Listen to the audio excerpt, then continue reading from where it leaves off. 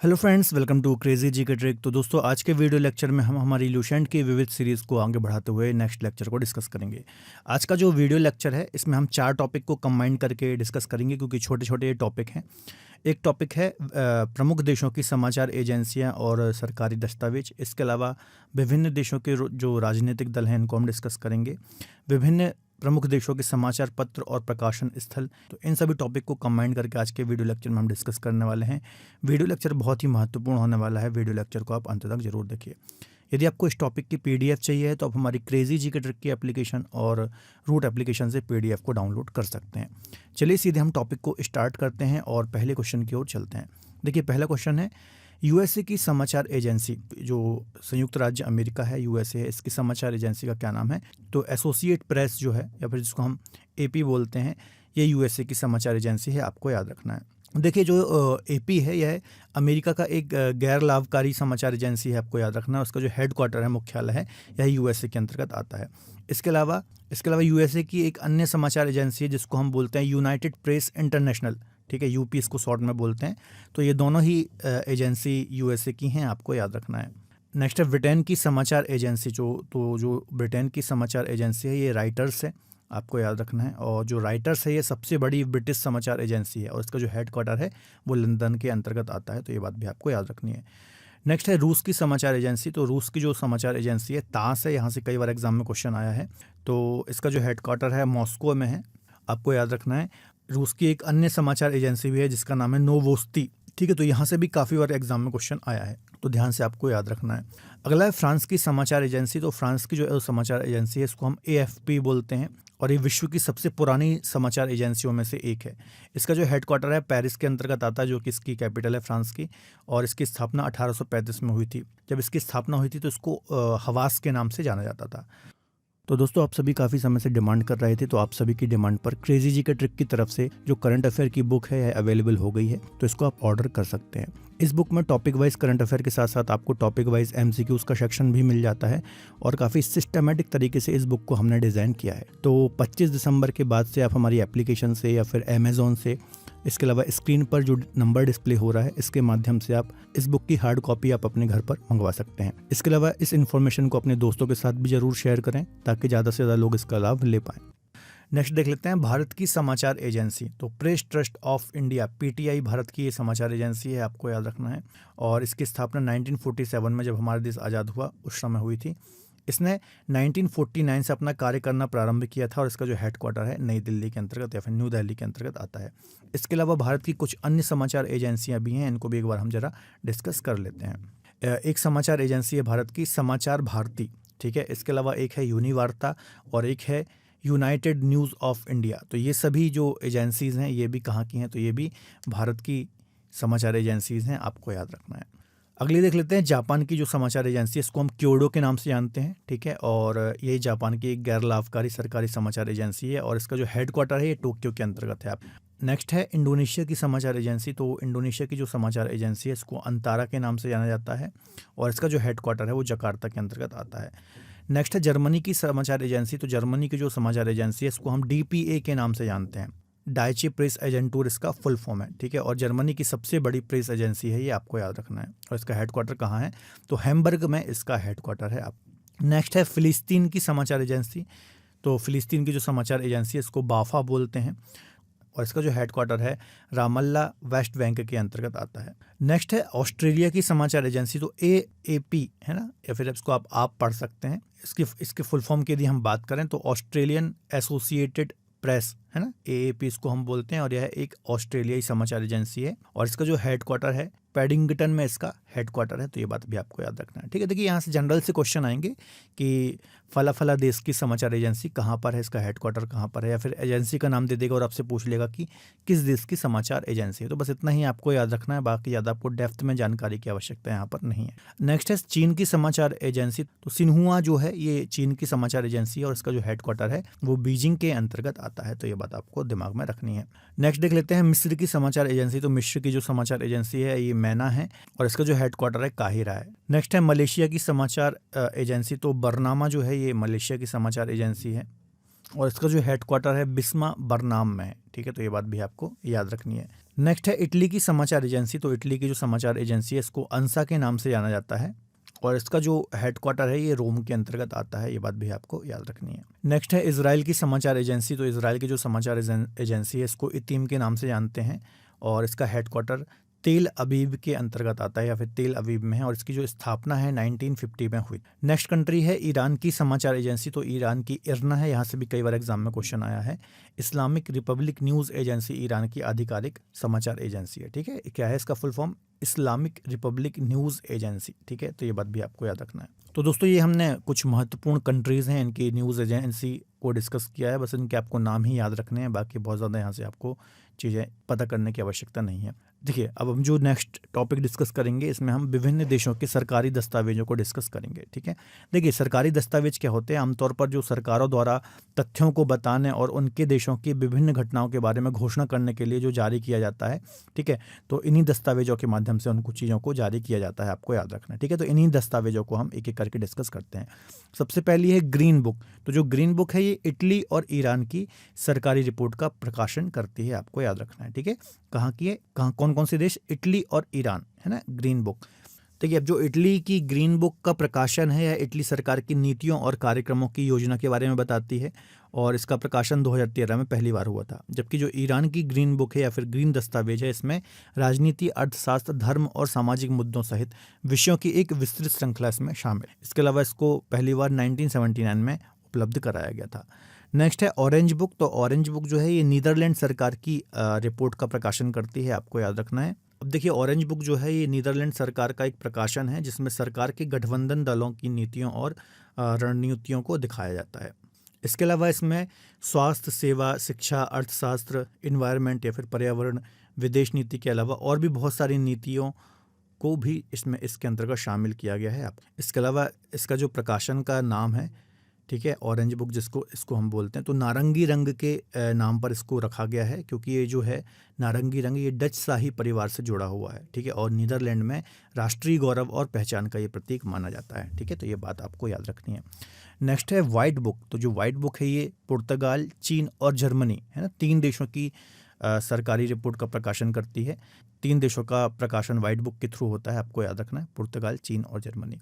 Next है white paper. तो white paper जो है ये ब्रिटेन और भारत सरकार की किसी विशेष विषय पर रिपोर्ट है ना, मतलब किसी खास सब्जेक्ट पर यदि कोई रिपोर्ट प्रकाशित करनी हो तो वाइट पेपर का यूज़ होता है।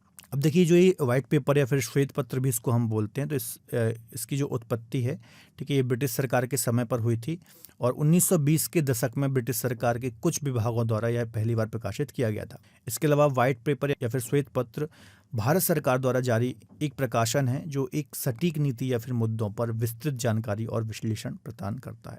तो नेक्स्ट है ब्लू बुक। तो ब्लू बुक जो है ये ब्रिटिश सरकार की एक सरकारी रिपोर्ट है। देखिए जो ब्लू बुक है ये ब्रिटिश सरकार की संचार और सूचना जो वितरण रणनीति होती है इसका एक महत्वपूर्ण हिस्सा है, जो जनता और अन्य दूसरी जो पार्टियां हैं इनको सूचित और शिक्षित करने के लिए विभिन्न विषयों पर कमांडिंग और विस्तृत जानकारी प्रदान करती है। नेक्स्ट है ग्रे बुक। तो ग्रे बुक जो है ये बेल्जियम और जापान की सरकारी रिपोर्ट है, आपको याद रखना है।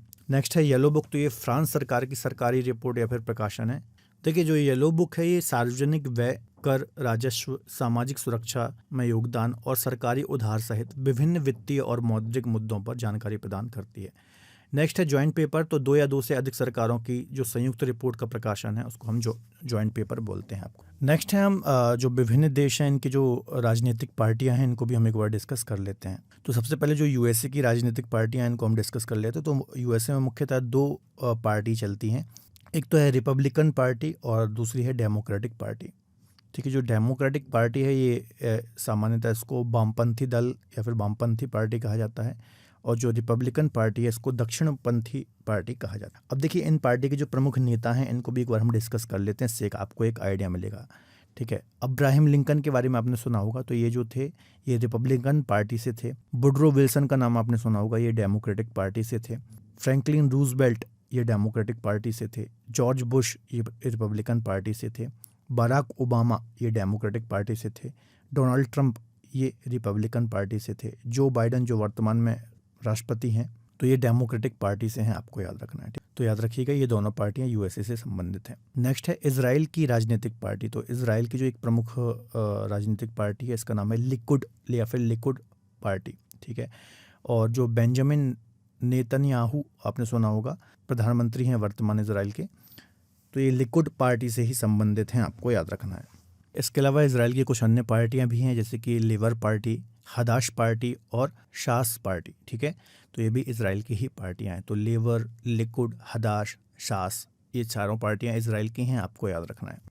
चलिए फ्रांस की बात कर लेते हैं। ला रिपब्लिकन एन मार्चे, ये फ्रांस की एक राजनीतिक पार्टी है और जो वर्तमान राष्ट्रपति हैं फ्रांस के, इमैनुअल मैक्रोन, ठीक है। तो ये इसी पार्टी से संबंधित हैं, आपको याद रखना है। इसके अलावा फ्रांस की कुछ अन्य भी पार्टियां हैं, जैसे कि सोशलिस्ट पार्टी है एक यहाँ पर, एक national front union for French democracy, ये भी एक अन्य फ्रांस की ही पार्टी है। आप नेक्स्ट है ऑस्ट्रेलिया की राजनीतिक पार्टियां। तो एक लेबर पार्टी यहाँ की प्रमुख पार्टी है और एक लिबरल पार्टी है। तो जो यहाँ के वर्तमान प्रधानमंत्री हैं एंथोनी नॉर्मन अल्बानीज, ठीक है। तो ये लेबर पार्टी से ही संबंधित हैं। आप नेक्स्ट है चीन की राजनीतिक पार्टी। तो चीनी कम्युनिस्ट पार्टी, ये एक ही पार्टी यहाँ पर चलती है, आप जानते ही होंगे। सी जिनपिंग जो हैं वो इसी पार्टी से संबंधित हैं। यूके की राजनीतिक पार्टियों की बात करें तो एक कंजर्वेटिव पार्टी है, जो वर्तमान प्रधानमंत्री हैं यूके के ऋषि सुनक, वो इसी पार्टी से संबंधित है। इसके अलावा ऋषि सुनक की यदि हम बात करें तो भारतीय मूल के पहले प्रधानमंत्री हैं। इसके अलावा कंजर्वेटिव पार्टी के अन्य प्रधानमंत्रियों की हम बात करें तो एक बोरिस जॉनसन आपने सुना होगा, ठीक है, और एक थेरेसा आपने सुना होगा, जो कि ब्रिटेन की दूसरी महिला प्रधानमंत्री थी। तो एक कंजर्वेटिव पार्टी से ही संबंधित थी। यूके की यदि हम कुछ अन्य पार्टियों की बात करें तो एक तो लेबर पार्टी है और एक लिबरल डेमोक्रेटिक पार्टी है, ठीक है। तो ये भी यूके, यूनाइटेड किंगडम की ही राजनीतिक पार्टी हैं, आपको याद रखना है। नेक्स्ट है भारत। तो भारत की तो आपको पता ही होगा, एक तो कांग्रेस प्रमुख पार्टी है, एक भारतीय जनता पार्टी है जो प्रमुख। यदि हम बात करें कांग्रेस की, यदि हम बात करें तो 28 दिसंबर 1885 को अस्तित्व में आई थी, इसकी स्थापना हुई थी। एओ ह्यूम के द्वारा इसकी स्थापना की गई थी, ठीक है। और जो पहले हमारे भारत के प्रधानमंत्री थे वो इसी पार्टी से संबंधित थे। भारतीय जनता पार्टी की बात करें तो इसकी जो उत्पत्ति है जनसंघ के रूप में हुई थी, है ना। 1951 में श्यामा प्रसाद मुखर्जी ने जनसंघ की स्थापना की थी, ठीक है। और 1975 से 77 के टाइम जनता पार्टी अस्तित्व में आई। और देखिए 1980 में जनता पार्टी भंग हो गई और तत्कालीन जनसंघ के सदस्यों ने मिलकर आधुनिक भाजपा का गठन किया। नेक्स्ट है रूस की राजनीतिक पार्टी। तो लिबरल डेमोक्रेटिक पार्टी, रशाज चॉइस और कम्युनिस्ट पार्टी, ये सब रूस की राजनीतिक पार्टी हैं, आपको याद रखना है। अब कुछ अन्य देशों की पार्टियों को भी हम एक बार वन लाइनर में डिस्कस कर लेते हैं, जैसे कि इराक में एक बाथ पार्टी है, बांग्लादेश में बांग्लादेश नेशनल पार्टी और आवामी लीग, इसके अलावा जातीय पार्टी, ये 3 प्रमुख पार्टियां हैं। नेपाल की हम बात करेंगे तो Nepali Communist Party, Nepali Congress Party. Sri Lanka की हम बात करेंगे तो यूनाइटेड नेशनल पार्टी और फ्रीडम पार्टी। दक्षिण अफ्रीका की बात करेंगे अफ्रीकी National Congress, Inkatha Freedom Party. Pakistan की यदि हम बात करें तो मुस्लिम लीग और पाकिस्तान पीपल्स पार्टी। तो ये सभी जो पार्टी हैं ये अन्य देशों से संबंधित हैं, आपको याद रखना है। चलिए अब हम कुछ महत्वपूर्ण देशों के जो प्रमुख प्रकाशित समाचार पत्र हैं इनको भी डिस्कस कर लेते हैं। तो सबसे पहले है डेली मिरर। तो जो डेली मिरर है ये लंदन में प्रकाशित समाचार पत्र है, आपको याद रखना है, ठीक है। इसके अलावा यह है ब्रिटेन का एक दैनिक समाचार पत्र है, मतलब डेली न्यूज़पेपर है, और इसकी स्थापना 1903 में हुई थी। इसके अलावा लंदन में प्रकाशित होने वाले अन्य समाचार पत्रों की बात करें तो the times, guardian, daily mirror, independent, financial times, ठीक है। तो ये सभी लंदन में प्रकाशित होने वाले समाचार पत्र हैं। नेक्स्ट है ली फिगारो। जो ली फिगारो है यह पेरिस में प्रकाशित होने वाला समाचार पत्र है और पेरिस या फिर फ्रांस का डेली समाचार पत्र है या फिर डेली न्यूज़पेपर है। और ये फ्रांस का सबसे पुराना डेली न्यूज़पेपर है, इस कारण से और भी इम्पोर्टेंट हो जाता है। इसकी जो स्थापना 1826 में हुई थी। इसके अलावा एक और अन्य महत्वपूर्ण समाचार पत्र है यहाँ का, जिसको हम बोलते हैं ला मांद, ठीक है। तो याद रखिएगा, ला मांद, ली फिगारो, ये दोनों ही फ्रांस पेरिस के समाचार पत्र हैं। नेक्स्ट है इज्वेस्तिया। तो जो इज्वेस्तिया है यह मॉस्को में प्रकाशित समाचार पत्र है। मॉस्को आप जानते होंगे रूस की कैपिटल है और ये रूस का दैनिक समाचार पत्र है। इसकी जो स्थापना है 1917 में हुई थी। इसके अलावा एक अन्य यहाँ का प्रमुख समाचार पत्र जिसको हम बोलते हैं प्रावदा। तो प्रावदा और इज्वेस्तिया दोनों ही मॉस्को या फिर रूस में प्रकाशित होने वाले समाचार पत्र हैं। नेक्स्ट है द टाइम्स ऑफ इंडिया। तो आप जानते होंगे द टाइम्स ऑफ इंडिया जो है ये भारत में प्रकाशित समाचार पत्र है। इसके अलावा द हिंदुस्तान टाइम्स भी भारत में प्रकाशित समाचार पत्र है। दैनिक भास्कर एक प्रमुख हिंदी समाचार पत्र है, तो ये भारत के आपको पता ही होंगे। इसके अलावा जो द टाइम्स ऑफ इंडिया है, इसके अलावा ये अंग्रेजी भाषा का एक दैनिक समाचार पत्र है और इसकी स्थापना जो है 1838 में ब्रिटिश काल में हुई थी और इसका जो हेडक्वार्टर है ये दिल्ली में है। नेक्स्ट देख लेते हैं। नेक्स्ट है न्यूयॉर्क में प्रकाशित समाचार पत्र। तो न्यूयॉर्क में प्रकाशित जो समाचार पत्र है इसको डेली न्यूज़ बोलते हैं और ये भी डेली न्यूज़पेपर है। इसकी स्थापना 1919 में हुई थी और इसका जो हेडक्वार्टर है ये जर्सी सिटी के अंतर्गत आता है।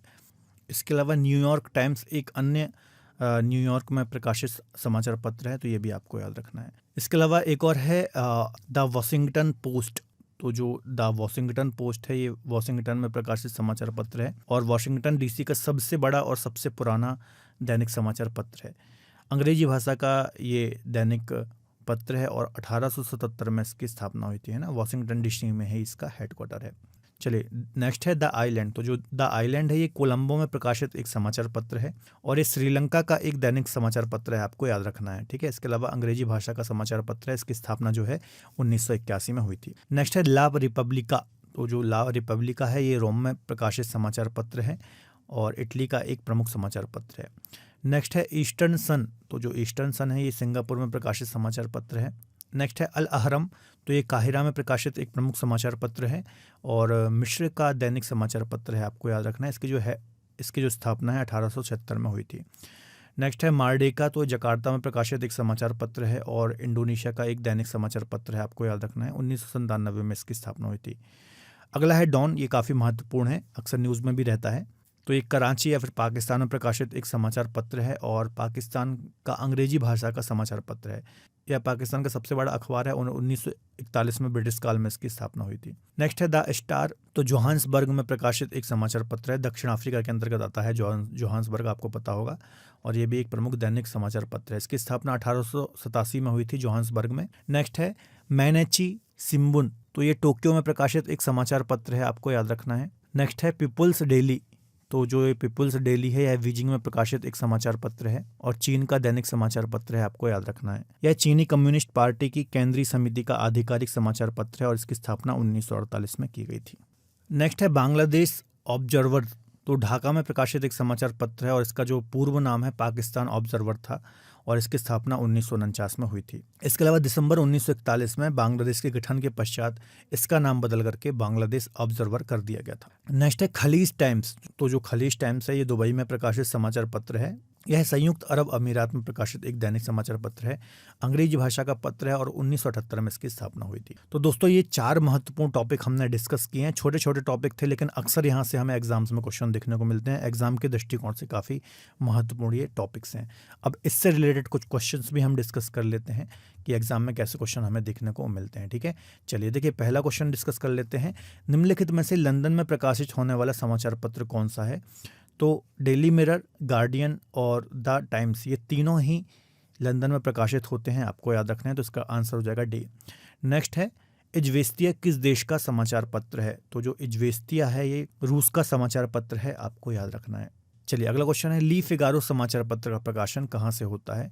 तो फ्रांस की कैपिटल पेरिस से ली फिगारो समाचार पत्र का प्रकाशन होता है। चलिए अब फ्रांस का एक अन्य और जो मैंने समाचार पत्र बताया था उसका आप कमेंट बॉक्स में आंसर दीजिए। नेक्स्ट है डॉन निम्न में से किस देश का समाचार पत्र है? तो पाकिस्तान का प्रमुख समाचार पत्र है डॉन। अगला है खलीज टाइम्स समाचार पत्र का प्रकाशन स्थल कौन सा है? तो दुबई इसका प्रकाशन स्थल है, आपको याद रखना है। नेक्स्ट है बीजिंग में प्रकाशित होने वाला समाचार पत्र का नाम क्या है? तो पीपल्स डेली जो है यह बीजिंग में प्रकाशित होने वाला समाचार पत्र है, आपको याद रखना है। अगला है ऑरेंज बुक का प्रकाशन किस देश की सरकार द्वारा किया जाता है? तो जो ऑरेंज बुक है इसका प्रकाशन नीदरलैंड करती है, नीदरलैंड की सरकार करती है ना। ये जो कलर है नीदरलैंड के शाही परिवार का कलर है, आपको याद रखना है, मैंने आपको डिटेल बताई थी। नेक्स्ट है निम्नलिखित में से किसका प्रकाशन भारत सरकार द्वारा किया जाता है? तो व्हाइट पेपर का प्रकाशन भारत सरकार के द्वारा किया जाता है। अगला क्वेश्चन है येलो बुक का प्रकाशन किस देश की सरकार द्वारा किया जाता है? तो फ्रांस सरकार के द्वारा येलो बुक का प्रकाशन किया जाता है। नेक्स्ट है निम्नलिखित में से कौन सी राजनीतिक दल यूएसए की है? तो रिपब्लिकन पार्टी और डेमोक्रेटिक पार्टी, ये जो दो प्रमुख पार्टियां हैं ये यूएसए से संबंधित हैं और इसका आंसर हो जाएगा बी रिपब्लिकन पार्टी। अगला क्वेश्चन है निम्नलिखित में से इजराइल की राजनीतिक दल कौन सी है? तो लेबर, लिकुड, हदाश और शास, ये 4 पार्टियां मैंने बताई थी, तो तीनों ही इजराइल से संबंधित पार्टियां हैं, इसका आंसर डी हो जाएगा। नेक्स्ट है निम्नलिखित में से कौन सी राजनीतिक पार्टी रूस से संबंधित है? तो रसाद चॉइस जो है ये रूस से संबंधित पार्टी है, आपको याद रखना है। नेक्स्ट क्वेश्चन है निम्नलिखित में से कौन सी इटली और ईरान की सरकारी रिपोर्ट है? तो ग्रीन बुक जो है ये इटली और ईरान की सरकारी रिपोर्ट है। अगला क्वेश्चन है कंजर्वेटिव पार्टी का संबंध किस देश से है? तो ब्रिटेन से कंजर्वेटिव पार्टी का संबंध है। नेक्स्ट क्वेश्चन है राइटर्स किस देश की समाचार एजेंसी है? तो ब्रिटेन की समाचार एजेंसी है। अगला क्वेश्चन है निम्नलिखित में से कौन सी विश्व की सबसे पुरानी समाचार एजेंसी है? तो एसेज फ्रांस प्रेस, ये फ्रांस की सबसे पुरानी समाचार एजेंसी है। अगला क्वेश्चन है भारत की समाचार एजेंसी पीटीआई का मुख्यालय कहाँ स्थित है? तो नई दिल्ली में इसका हेडक्वार्टर है। नेक्स्ट क्वेश्चन है मैना किस देश की समाचार एजेंसी है? मल्टीपल टाइम्स यहाँ से एग्जाम में क्वेश्चन आया है। ये मिस्र की समाचार एजेंसी है। अगला है अंतारा किस देश की समाचार एजेंसी है? तो इंडोनेशिया की समाचार एजेंसी है, आपको याद रखना है।